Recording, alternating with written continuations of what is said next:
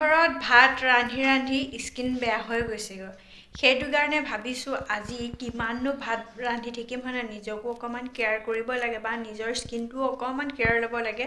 সেইটো কাৰণে ভাবিছোঁ আজি স্কিন কেয়াৰ ল'ম আৰু কি কৰোঁ বলকচোন।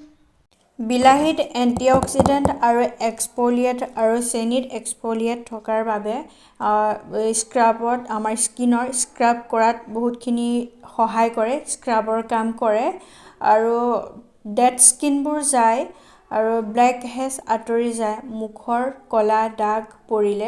ক'লা দাগ পৰিলে দাগবোৰ যোৱাত সহায় কৰে। টেনিং, পিগমেণ্টেশ্যন, শুকান হৈ যোৱা ছালখন ভাল কৰাত সহায় কৰে। ই মইশ্চাৰাইজাৰো কাম কৰে।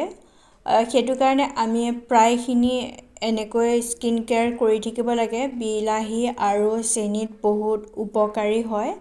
আমি প্ৰায় সঘনাই এতিয়া আমি স্কিন কেয়াৰ কৰি থাকিব লাগে। আমাৰ বয়সৰ অনুসাৰে স্কিন কেয়াৰখিনি কৰি থাকিব লাগে কাৰণ আমাৰ বয়সত এইখিনি আমাৰ স্কিনত অসুবিধা আহি পৰে। সেইটো কাৰণে আমি স্কিন কেয়াৰটো ল'ব লাগে। আৰু আমাৰ স্কিনত যদি অপেন প'ৰ্ছবোৰ হৈ আছে সেই অপেন প'ৰ্ছবোৰ ক্ল'জ কৰাতো সহায় কৰে আৰু অইল স্কিনবোৰ অইল কণ্ট্ৰল কৰাতো সহায় কৰে।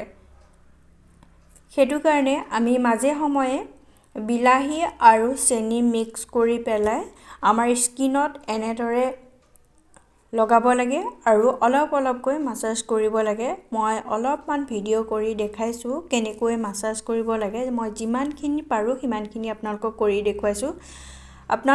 আপোনালোকে যদি ইচ্ছা কৰে তেনেহ'লে মোৰ ভিডিঅ'টো চাই পেলাই তেনেকৈ কৰিব পাৰে আৰু মোৰ ভিডিঅ'টো যদি চাই ভাল লাগে তেনেহ'লে লাইক, কমেণ্ট, শ্বেয়াৰ আৰু ফ'ল' কৰিব নাপাহৰিব।